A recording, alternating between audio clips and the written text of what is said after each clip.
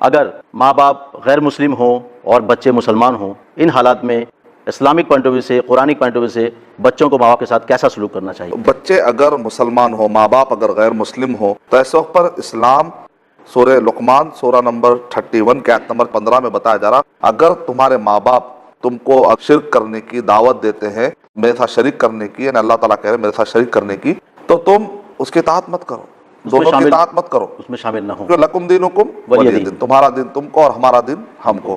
لیکن اس کا مطلب یہ نہیں ہے کہ ہم ان کی بے عزتی کریں گے، ریسپیکٹ نہیں کریں، وہ تو ماں باپ ہے نا، ماں باپ کا تو احترام ہونا چاہیے۔ اسلام میں ماں باپ کا کہاں ماننا ہے، کن چیزوں میں ماننا ہے؟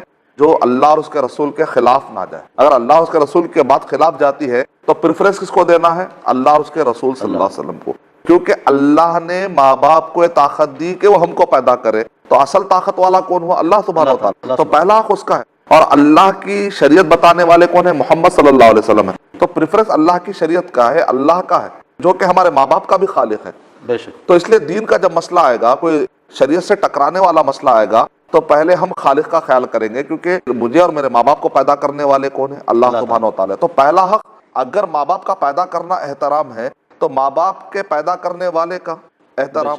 ماں باپ تو ذریعہ ہے، لیکن اصل پیدا کرنے والا کون ہے؟ وہ تو خالق اللہ سبحانہ وتعالی۔ مسبب کون ہے؟ اللہ تعالیٰ۔ اسباب ہے ماں باپ۔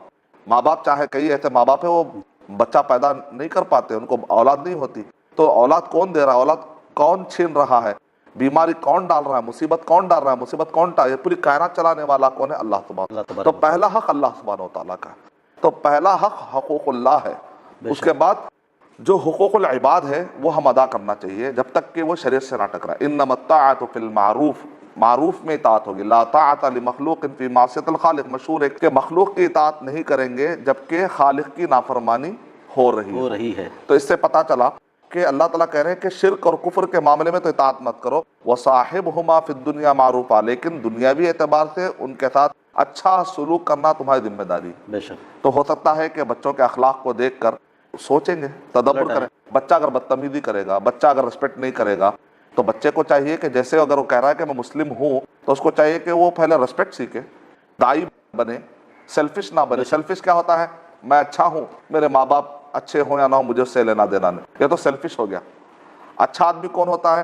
اگر آپ کو کچھ فائدہ ہوتا ہے تو آپ فوراً کیا کرتے ہیں؟ اپنے دوست کو فون کر کے کہتے ہیں جاؤ جاؤ وہاں پر بمپر آفر ہے، جلدی جا کر فائدہ اٹھاؤ، لوگ فائدہ اٹھائیں تم بھی فائدہ اٹھاؤ۔ اچھا دوست اپنے دوست کا ہمیشہ خیال رکھتا ہے، خیر خواہی رکھتا ہے۔ برا دوست جو ہوتا ہے سامنے والے کے اپرچونٹی کو مس کرانے کی کوشش کرتا ہے، اس کا مطلب آپ کا اچھا دوست نہیں ہے۔ تو ماں باپ تو ہم کو انہوں نے اتنا پیار دیا، پالا پوسا بڑا کیا، انہوں نے محنت کی، ہم ان کا ریسپیکٹ کیوں نہ کریں بھائی؟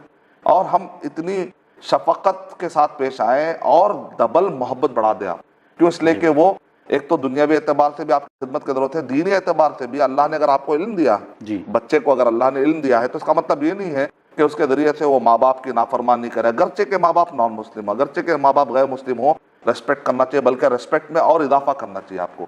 ہو سکتا ہے کہ آپ کے حسن اخلاق کو دیکھ کر وہ آپ کی طرح جہنم سے بچنے کی تیاری کر لیں۔